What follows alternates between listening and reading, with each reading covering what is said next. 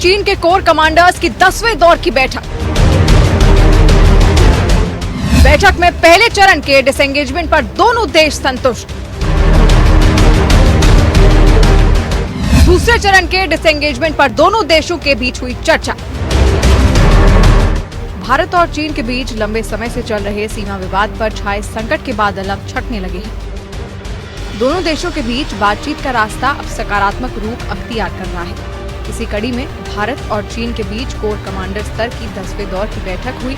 बैठक के दौरान दोनों देशों के कोर कमांडर्स ने पहले चरण के डिसएंगेजमेंट पर संतोष जाहिर किया।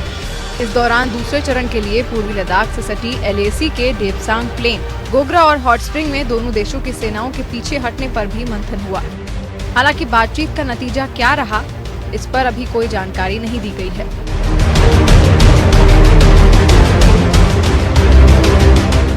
सेना के आधिकारिक सूत्रों ने बताया कि बैठक वास्तविक नियंत्रण रेखा पर चीन की तरफ मोल्दो सीमा क्षेत्र में शुरू हुई, जो करीब 16 घंटे बाद खत्म हुई। बैठक के दौरान क्षेत्र में तनाव कम करने के लिए हॉट स्प्रिंग्स, गोगरा और डेप्सांग से भी सैन्य वापसी पर जोर दिया।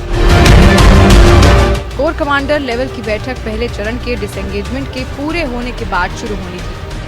जब पहले चरण में पैंगोंग से दोनों देशों की सेनाएं अपने अपने पोस्ट पर लौट गई हैं और दोनों तरफ से डिसएंगेजमेंट की वीडियोग्राफी की गई है, तो इसके बाद बातचीत की प्रक्रिया शुरू हुई। साथ हमारा लंबा बॉर्डर है।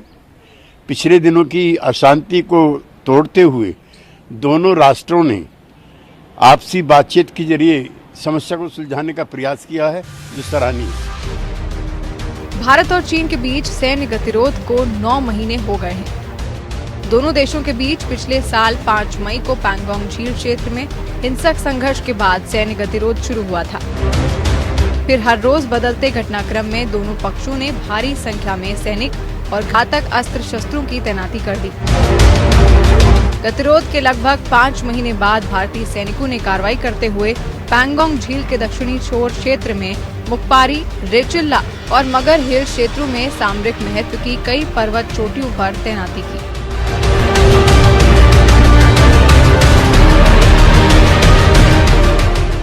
भारत और चीन के बीच चल रहे सीमा विवाद को सुलझाने की कोशिशें लगातार जारी हैं। लेकिन कई लेवल की बातचीत के बाद अब दोनों देशों ने सकारात्मक रुख अपनाया है।